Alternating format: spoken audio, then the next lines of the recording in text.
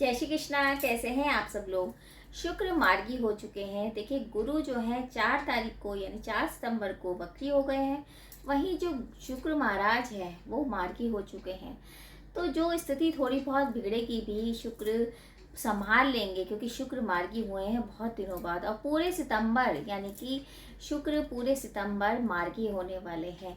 तो हमारी राशि पे किस तरह से प्रभाव पड़ेगा उसके बारे में चर्चा कर रहे हैं। देखिए राशिफल स्टार्ट करने से पहले जैसे मैं हमेशा बताती हूँ, ये जो राशिफल देखिए आप चंद्र राशि के अकॉर्डिंग देखिए, क्योंकि ग्रहों का जो गोचर होता है वो चंद्र राशि के अकॉर्डिंग ही होता है। तो चलिए स्टार्ट करते हैं। लेकिन पहले समझते हैं शुक्र है क्या। शुक्र हमारे सुखों के कारक है।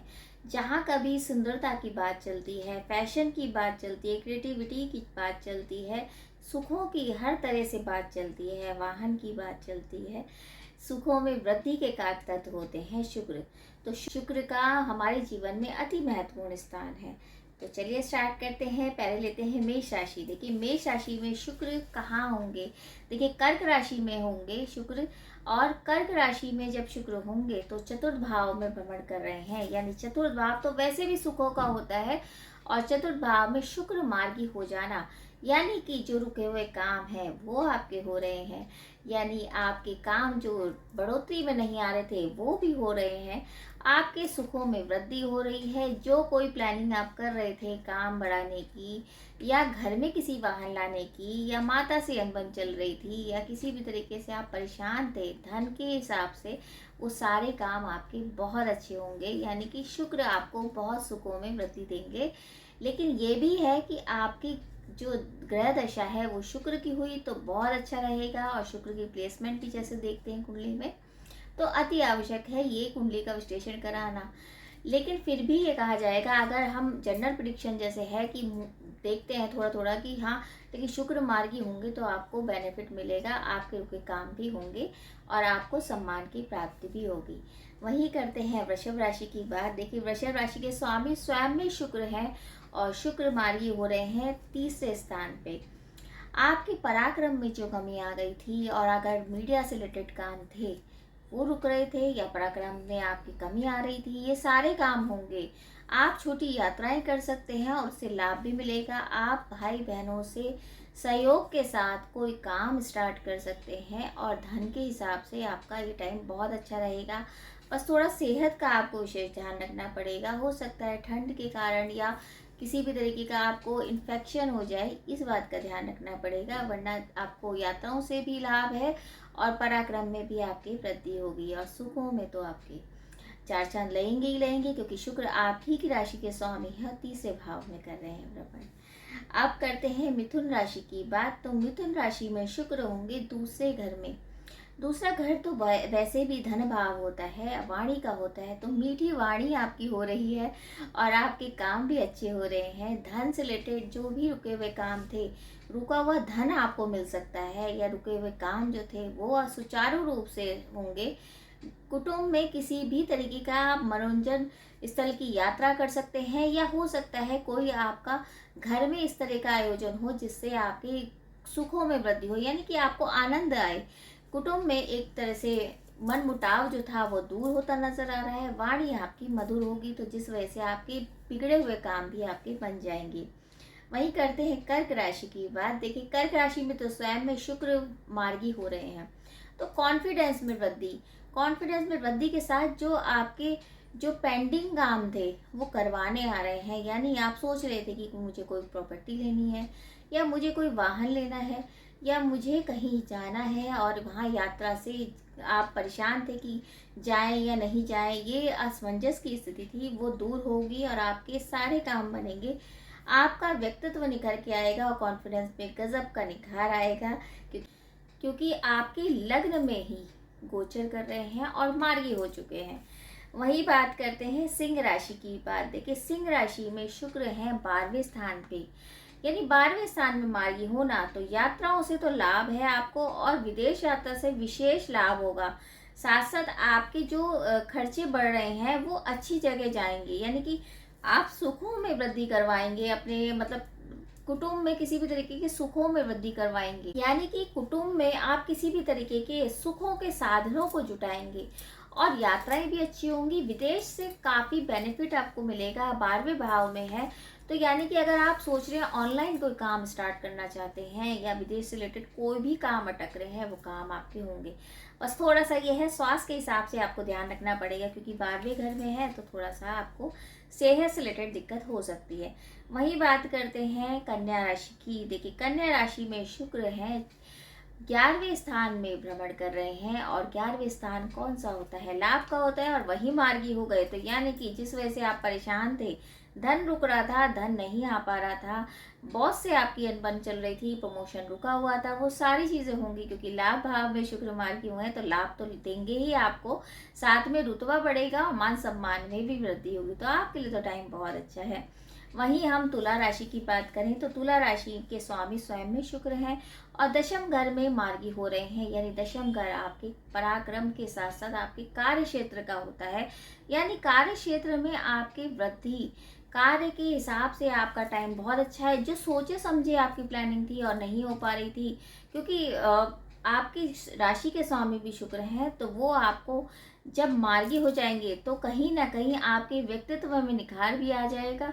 और आप जो सेहत से रिलेटेड परेशान थे वो दूर होगी। जो सेहत आपकी बहुत दिनों से खराब थी, उस खराब सेहत में सुधार आएगा और आपके काम में बढ़ोतरी होगी। आप नए तरीके के प्रोजेक्ट पे काम भी कर सकते हैं। तो आपके लिए भी टाइम मिला जुला सा रहेगा। बस थोड़ा सा ये ध्यान रखना है कि आपको, मतलब आपका काम बने तो आपको थोड़ा सा वर्कर से तालमेल बिठा के काम करवाना पड़ेगा, अन्यथा यह है कि आपके लिए टाइम अच्छा जाएगा। वहीं करते हैं वृश्चिक राशि की बात। तो वृश्चिक राशि में शुक्र कहाँ होंगे? शुक्र होंगे नवम भाव में मार्गी।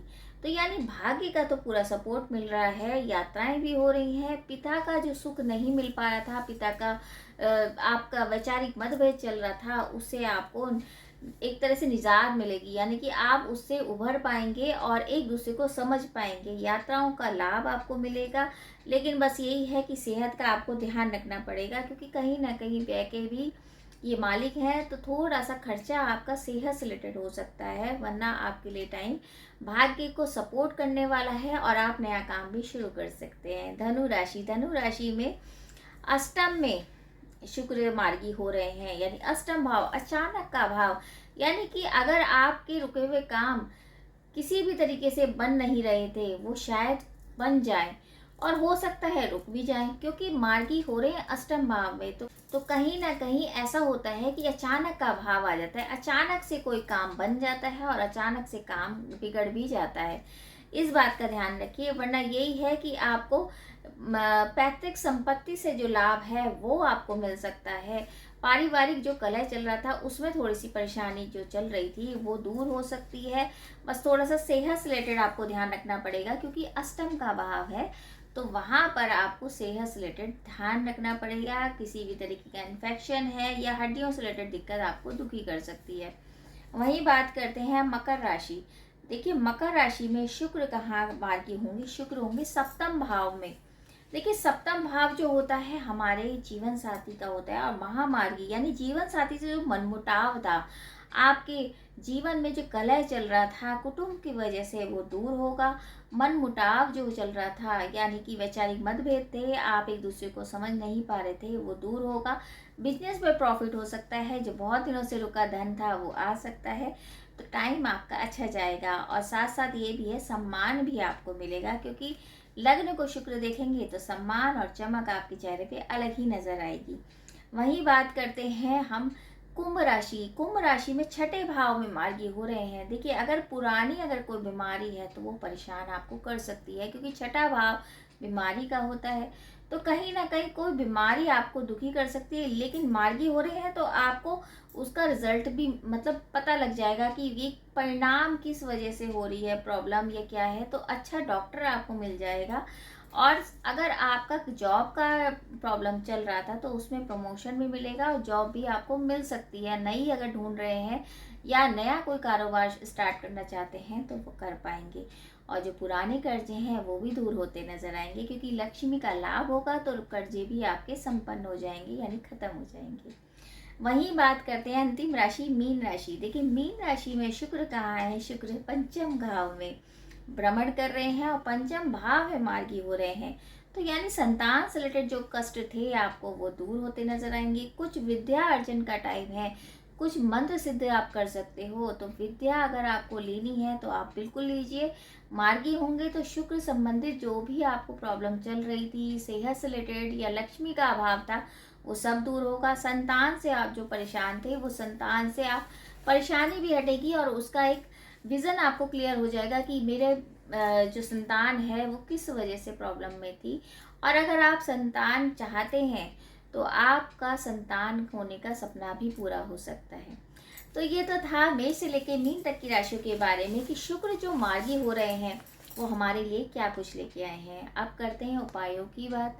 देखिए, शुक्र संबंधित क्या उपाय हैं। शुक्र के लिए आप महालक्ष्मी के मंत्रों का जाप करिए। देखिए, एक तो शुक्र मार्गी हुए हैं, दूसरा अगर हम लक्ष्मी के मंत्रों का जाप करते हैं तो कहीं ना कहीं माँ दुर्गा की और महालक्ष्मी की कृपा प्राप्त होती है।